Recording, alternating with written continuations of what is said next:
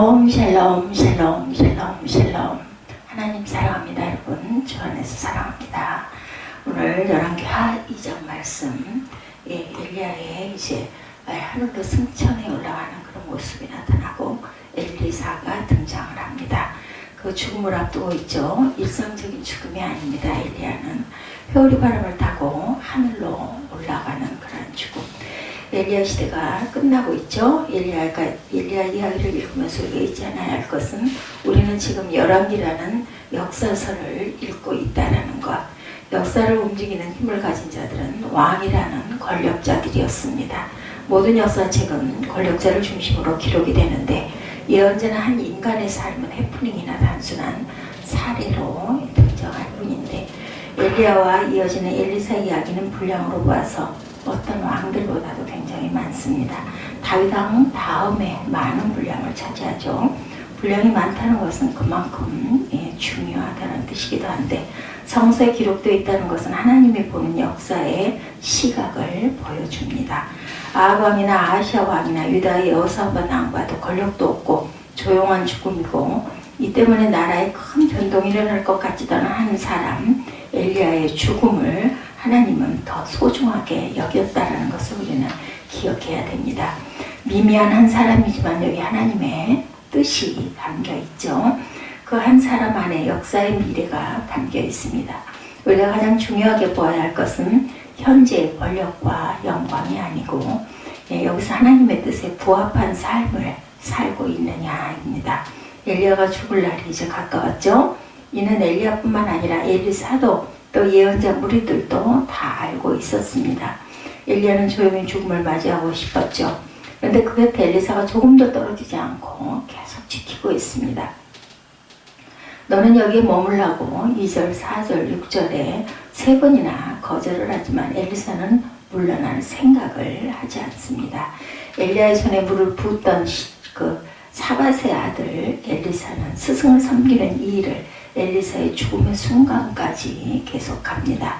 죽음이라는 것은 홀로 맞을 수밖에 없는 것이지만 홀로 죽는 것은 좀 왠지 두렵기도 하고 굉장히 외로울 것 같죠? 끝까지 그 곁에서 지켜주는 사람이 있다면 아마 덜 두려울 것입니다. 엘리야의 생애를 보면 그는 평생 혼자였던 사람이죠. 처음 부름을 받아 그릿 시냇가에서 시냇물이 마를 때까지 혼자 있었습니다. 까마귀가 그의 친구가 되었습니다. 사르밧 과부의 집에 있을 때도 과부와의 아들 이렇게 셋만이 조용한 피난 생활을 즐겼습니다. 갈멜살 정상에서 바알 선지자들과 싸울 때 엘리야는 나만 홀로 남았다. 열왕기 38장에 보면 하소연합니다. 이세벨의 눈을 피하여 로뎀나무 아래 있을 때도 호렙산 동굴에서 하나님을 뵐 때도 엘리야는 혼자였습니다. 아하시아 왕의 군사 50명이 찾았을 때도 엘리야는 혼자 산꼭대기에 있었습니다. 그런 점에서 보면 그 노년의 제자 엘리사를 둔 것은 하나님의 축복이었습니다. 외롭지 않게 하신 것이죠. 바울 평생에 디모데가 동행했던과 비슷한 모습입니다. 홀로 살았던 바울에게 디모데는 평생의 동역자가 되었고 그가 하나님의 일을 지속할 수 있는 원동력이기도 했습니다. 인생도 그렇지만 하나님의 일은 홀로 하기가 어렵습니다. 디모데후서는 바울의 마지막 때의 모습을 실감 있게 생생하게 보여주는데 디모데를 바울은 사랑하는 아들이다 이렇게 부릅니다. 내가 올 때 내가 들어와 가버의 집에 둔 겉옷을 가지고 오고 책은 특별히 가죽 종이에 쓴 것을 가져와라. 디모데후서 4장에 부탁을 하죠. 너는 겨울 전에 어서 오라. 그렇게 간절히 원합니다. 마지막으로 보고 싶은 사람, 편안하게 모든 것을 맡길 수 있는 사람이 바로 디모데였다. 저 여러분의 평생의 동역자가 함께하는 복이 있기를 주님의 이름으로 축복합니다. 이는 또한 자신의 사역이 끊어지지 않고 계승된다는 의미이기도 하는데 엘리사는 엘리야를 내 아버지여 이스라엘의 병거와 마병이여 이렇게 부릅니다. 엘리야는 이스라엘을 지키는 병거와 마병 같은 존재였죠. 이 사역을 엘리사가 계승을 합니다. 엘리사가 죽을 때 이스라엘 왕 요아스가 와서 내 아버지여 이스라엘의 병거와 마병이여 이렇게 부릅니다. 자신이 한 일이 자기 대에 그치지 않고 계승된다는 것은 큰 영광이고 복입니다. 이는 엘리야의 제자가 되고자 하는 엘리사의 적극적인 노력이 있었기 때문에 가능했는데, 좋은 스승 밑에서 좋은 제자가 나오기도 하지만 좋은 제자가 좋은 스승을 또한 만들기도 합니다. 아무리 좋은 스승이라 할지라도 제자가 열심을 내지 않으면 그 사역은 계승될 수가 없습니다. 엘리사는 엘리야의 만류에도 불구하고 엘리사와 끝까지 함께합니다. 엘리야의 수속 제자가 되고 싶은 욕망이 그에게는 있었죠. 베델과 여리고에 있는 선지자의 제자들이 엘리야가 떠날 것이라고 하며 엘리야를 만류합니다. 스승은 호련히 떠날 것이고 당신은 끈떨어진 지웅목과 같은 인사가 될 것이라고 엘리사를 만류하죠. 그러나 엘리사는 포기하지 않습니다. 엘리야가 길갈에서 베델로 가고 베델에서 여리고로 가고 여리고에서 요단으로 가도 엘리사는 끝까지 함께 따라 붙습니다. 엘리야가 마지막으로 순례하는 곳은 이스라엘의 역사적인 장소들이었죠. 이스라엘이 요단강을 건너는 처음으로 진을 쳤던 길갈, 야곱이 흔적이 강하게 남아있는 베델, 적과 뿌리 흐르는 가나안 땅의 첫 전투의 승리에 기억이 있는 여리고, 홍해의 기적이 재현되었던 요단, 이런 곳을 다닙니다. 마지막으로 역사적인 장소를 보고 싶은 마음도 있었지만 길갈에서 시작하여 요단에서 마치는 한 바퀴 도는 여행의 그 여정이기도 했습니다. 엘리사를 떨치려는 의도도 있었는데 엘리사는 끝까지 포기하지 않았죠. 결국 엘리야가 묻습니다. 내가 네게 어떻게 할지를 구하라. 9절에 이렇게 묻자 엘리사가 기다렸다는 듯이 당신의 성령이 하시는 역사가 갑절이나 내게 있게 하소서, 이렇게 구합니다. 갑절의 영광을 구하죠. 스승보다 더 뛰어난 능력을 가지고 싶다라는 이야기입니다. 실제 나중에 엘리사의 사역을 보면 엘리야보다 더 뛰어난 능력을 보입니다. 엘리야는 850명의 바알 선지자와 싸워 이겼다면 엘리사는 아람의 군대와 홀로 싸워서 이깁니다. 엘리사의 기도를 보면 예전에 어떤 분의 기도, 그 이정표 목사님이라는 분이 계셨는데 이분은 기장을 넘어 한국교회에 큰 목회를 하시는 분이었다고 합니다. 별세신앙이라고 해서 자기가 죽고 그리스도와 함께 사는 신앙을 역설해서 굉장히 큰 반향을 일으켰던 분인데, 이분이 치명적인 암으로 일찍 돌아가셨는데 그 마지막을 부목사님들이 수발을 들었다고 그래요. 하룻밤을 새워가며 이분 수발을 들다 갑자기 엘리사의 기도들이 떠올랐다고 합니다.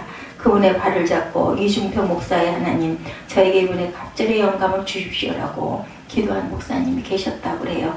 하나님은 그 기도를 들어주셨을까? 그러기에는 엘리사만큼 간절함이 없지 않았나, 이런 그 후일담이 있습니다.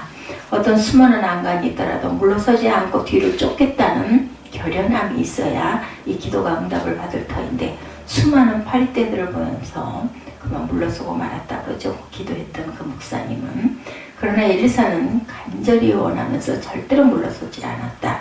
그게 그 목사님의 그 갑절의 영광을 받지 못하는 어떤 이유였다라는 이야기입니다.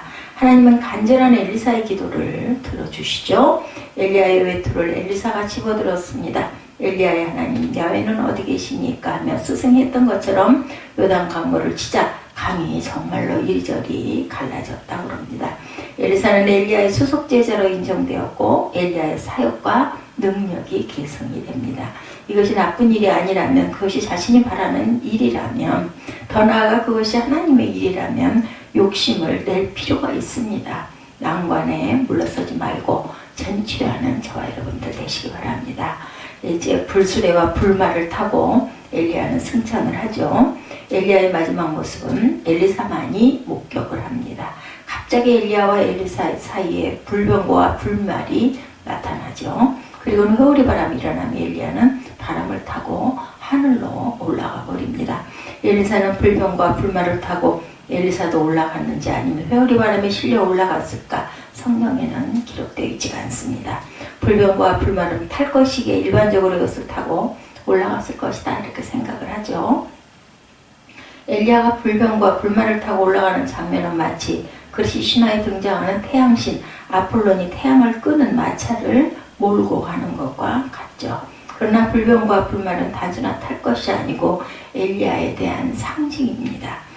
불은 하나님을 상징하고 불말과 불병거는 엘리야가 이스라엘을 지키던 자였음을 상징하죠. 엘리사는 엘리야를 이스라엘의 병거와 마병이요. 그래서 이렇게 부릅니다. 12절에 신명기 20장에 보면 내가 나가서 적군과 싸우려 할 때 말과 병거와 백성이 너보다 많으면 볼지라도 그들을 두려워하지 말라. 애굽 땅에서 너를 인도하여 내신 내 하나님 야훼께서 너와 함께 하시느니라. 이렇게 말합니다. 하나님의 더 강한 말과 병거가 되어 이스라엘을 지키는 자가 될 것이라고 약속을 하죠. 엘리야가 바알 신앙에 맞서 나라를 야훼 신앙을 지킨 이스라엘의 병거와 말입니다. 엘리사 또한 이 사역을 계승하는데 아람 군대가 쳐들어왔을 때 그 사실을 잘 증명합니다. 아람의 군대가 엘리사를 잡기 위해 그 성을 포위하죠. 엘리사는 대군대 앞에 두려워하는 사환의 눈을 열어서 환상을 보게 합니다. 야훼께서 그 청년의 눈을 여시사 그가 보니 불말과 불병거가 산에 가득하여 엘리사를 둘렀더라. 이렇게 얘기합니다. 하나님의 군대가 지키기에 이스라엘은 두려워할 필요가 없었죠. 엘리사 앞에 나타난 불병거와 불말 그리고 회오리 바람으로 승천하는 모습은 엘리사만 목격을 합니다. 이는 엘리야가 엘리사에게 걸었던 조건 중에 나를 내게서 데려가신 것을 내가 보면 그 일이 내게 이루어지려니와 그렇지 아니하면 이루어지지 아니하리라. 10절에 그 말씀에서 우리가 볼 수가 있습니다. 누구든지 볼 수 있는 사건이 아니고 다른 제자는 보지를 못합니다. 그래서 엘리야가 사라지자 스승의 엘리야를 찾겠다고 모두들 난리가 났었죠. 17절에 무리가 그로 부끄러워하고 강청함에 보내라 한지라 그들이 50명을 보냈더니 사흘 동안을 찾되 발견하지 못하고 이렇게 증거합니다. 다른 제자들은 엘리야가 바람에 쏠려 어디 산속에 내동정에 처해 있을지도 모른다고 생각했을 것이고 엘리사는 보았고 다른 제자는 보지를 못한 것. 이것이 바로 영적인 세계이죠. 엘리사는 다른 제자들에게 사실을 발설하지 않습니다. 신적 기적이 일어난 사건이기 때문에 은밀함이 필요했습니다.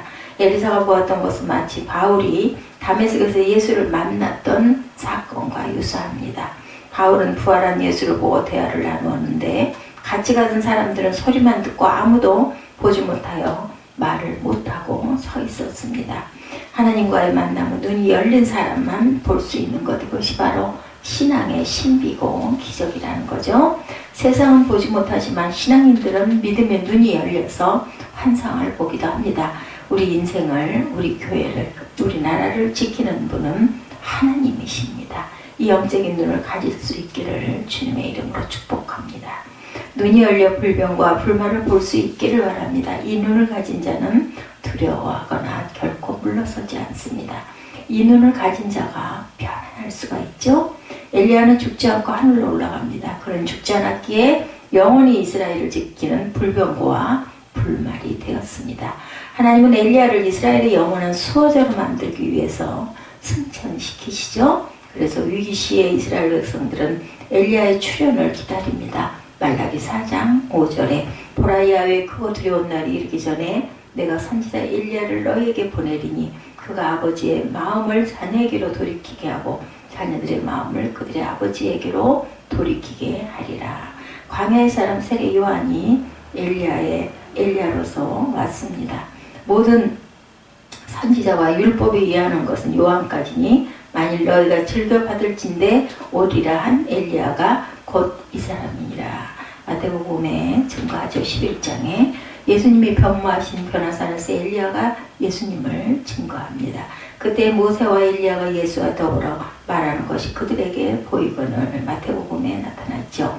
요한계시록에서 7년 대환란기에 등장하는 두 증인이 있는데 그 중에 하나가 엘리야일 것으로 추정을 합니다. 엘리야는 모든 선지자들을 대표하는 인물이고 선지자의 모범이 되었죠. 우리 또한 엘리야의 출현을 기도합니다. 신라의 문무왕의 무덤은 동해 바닷가에서 200m 떨어진 수중릉에 되어 있는데 이를 대왕 바위라고 하는데 그 이유가 바다의 용이 되어서 침입해오는 외부를 막겠다는 뜻에서라고 하죠. 전설이고 인간의 기록한 갸륵한 뜻입니다. 그러나 성경은 이것이 우리의 기도 제목이라고 말씀합니다. 하나님은 엘리야를 승천시킴으로 언제든 다시 보내실 생각을 가지고 계셨고 시대의 위기 상황마다 우리의 기도를 들으시고 이스라엘의 병고와 마병을 보내시죠. 이런 믿음을 가지고 있을진데 민족사의 고비마다 위대한 영웅의 탄생을 기대하고 있다는 것을 사람을 신뢰하는 인본주의라고는 지나치게 세상적인 것이다 라고 탓할 수만도 없습니다. 하나님께서는 위대한 인물을 통해서 자신의 뜻을 성취하시고 또한 민족을 보호하거나 융성케 하고 교회를 새롭게 하시기도 합니다. 민족의 위기이죠. 남북정상회담은 평화 통일로 가는 절호의 기회이기도 하지만 자칫 어그러지면 갈등과 전쟁의 위기라는 끝없는 악순환의 굴레로 또한 그 변화가 될 수가 있습니다. 엘리야 같은 정치 지도자의 출현을 우리가 간구해야 합니다. 교회도 위기죠. 위기인데도 그 위기를 타개할 영적인 리더가 부족하다고 합니다. 차세대 리더십으로 기대했던 목회자들은 걸려 넘어지고 그리고 성 프란체스코나 루터와 칼빈 같은 인물의 출현을 우리는 간구해야 합니다. 그리스도께서는 엘리야와 같은 사람을 보내어 그 일을 이루시기도 했죠. 우리도 기도해서 이 교계가 더욱더 번창하고 부흥하고 하나님의 나라가 땅 끝까지 전파되는 사역을 힘차게 계속할 수 있기를 기도하는 그러한 그 인물들이 나타나기를 주님의 이름으로 축복합니다. 기도하시겠습니다.